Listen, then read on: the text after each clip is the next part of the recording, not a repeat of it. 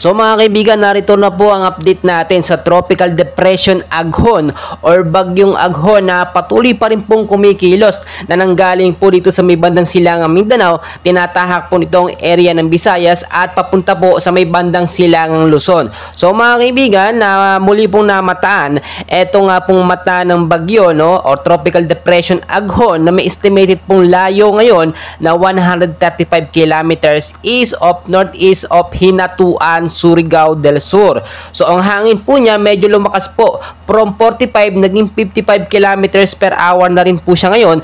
Malapit pa rin po sa sentro na may bugso naman po na pumalo na mga kaibigan sa 70 kilometers per hour. Pa northwestward po ang kilos na medyo mabilis sa 25 kilometers per hour mga kaibigan. Ngayon din po ay nakataas na po, no, ang storm signal number 1 sa ilang bahagi po ng Luzon mga kaibigan, no, Visayas at Mindanao. So sa area ng Luzon mga kaibigan, makinig po kayo, narito po yung apektado, no, nitong signal number 1 nga po na Bagyong Aghon sa Sorsogon, Albay, Catanduanes, Camarines Sur, Camarines Norte, San Vicente, San Lorenzo Ruiz mga kaibigan, Baso, Daet, Talisay, Mercedes at Masbate. Kasama din po dyan ang Tingkaw Island at Burias Island po mga kaibigan. So yung mga lugar po na aking nabanggit, mag-ingat po tayo sa posible pong pagbabaha, gayon din sa mga landslide in case man po magkaroon ng biglaang malakas na pag-uulan. So makinig din po kayo, dito naman po tayo ngayon sa area naman po ng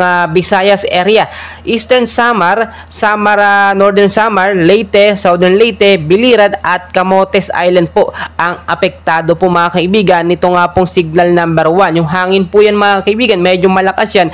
Mag-ingat po tayo dyan sa posibleng pagbabaha, gayon din sa mga landslide prone area mga kaibigan.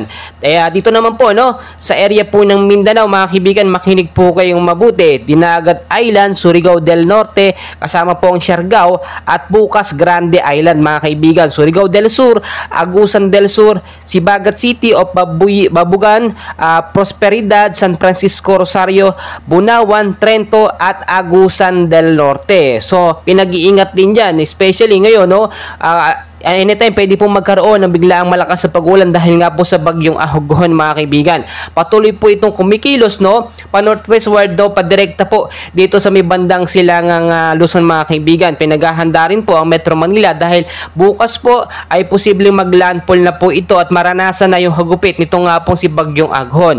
Binabantayan din po natin yung pagkilos niya kung ito nga po yung magiging extreme na bagyo, no, o malakas na bagyo kapag ka pumalo po ang kanyang lakas ng hangin from 70 to 100 kilometers per hour. Minomonitor din po natin mga kaibigan kung ito nga po ba ay posibleng maging super typhoon ba.